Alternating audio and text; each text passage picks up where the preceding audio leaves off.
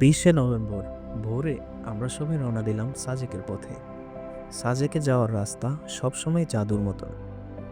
আমরা জিপের ছাদে উঠে বসেছিলাম, হাওয়া গায়ে লাগছিল, আর একটু পরপর চারপাশের অসাধারণ সব সিনারি আমাদের অবাক করে দিচ্ছিল। পাহাড়ের ভাঁজ, সবুজের ঢেউ, প্রতিটি মুহূর্তে যেন ড্রয়িং খাতার মতন লাগছিল। কিছুক্ষণ পর আমরা পৌঁছে গেলাম আমাদের কটেজে। কটেজ থেকে যে ভিউটা পাইলাম সেটা সত্যি ভাষায় বোঝানোর মতন নয়। চোখের সামনে সারি সারি পাহাড়, নিচে কুয়াশা, আর সেই শান্ত পরিবেশ যেন মুহূর্তেই মন ভরে দিল। রেস্ট করে বিকেলের দিকে আমরা উঠে গেলাম কংলাক পাহাড়ের চূড়ায়। চূড়ায় দাঁড়িয়ে যে দৃশ্যটা দেখলাম ওটা ছিল পুরো ট্রিপের সবচেয়ে মনোমুগ্ধকর অংশ। সূর্যের আলো পাহাড়ের উপর পড়ে এমন একটা রং তৈরি করছিল যেন প্রকৃতি নিজের হাতে তেল রঙে আঁকছে। রাতে কটেজে ফিরে একটা ঘুম দিলাম, আর পরদিন সকালে আমরা ছুটে গেলাম হেলিপ্যাডে। সেখানে দাঁড়িয়ে দেখলাম মিজোরাম ভিউতে মেঘের বিছানার খেলা। মেঘ যেন পাহাড়ের গায়ে লেপ্টে আছে, আর তার উপর সূর্যের আলো পড়লে যেন সোনালি ঢেউ তৈরি হয়। বাংলাদেশি ভিউ সে তো কোনো দিক থেকেই কম নেই।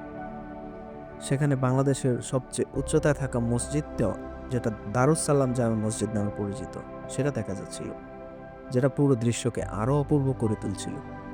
হেলিপ্যাড থেকে নেমে গেলাম সাজেক জিরো পয়েন্ট। ওখানে মানুষের ভিড় অসহনীয়, সবাই ছবি তুলতে ব্যস্ত। অনেক কষ্টে আমরাও ছবি তুলতে পেরেছিলাম। সাজেকে ঘোরা শেষ করে আমরা নেমে আসলাম খাগড়াছড়ির দিকে। বিদায় সাজেক। দুপাশে পাহাড় আর জঙ্গল, রাস্তা জুড়ে নীরব একটা সৌন্দর্য। খাগড়াছড়ি পৌঁছে প্রথমেই গেলাম হর্টিকালচার পার্কের ঝুলন্ত ব্রিজে। ব্রিজটা অনেক জোরে দোল দিচ্ছিল, আর নিচে সবুজ পানি, সত্যি দারুণ লাগতেছিল হাঁটতে দোলের মধ্যে। তারপর সেখান থেকে গেলাম আলুটিলা পর্যটন পার্কে। উঁচু জায়গা থেকে নিচে তাকালে পুরো খাগড়াছড়ি শহরটা পিঁপড়ের মতন ছোট দেখাচ্ছিল। সন্ধ্যা হয়ে যাওয়ায় গুহায় প্রবেশ করতে পারিনি। গাড়ির আলো, শহরের নীরবতা, আর দূরের পাহাড়, একটি জায়গায় এত কিছু একসাথে দেখা যায় ভেবে অবাক লাগছিল।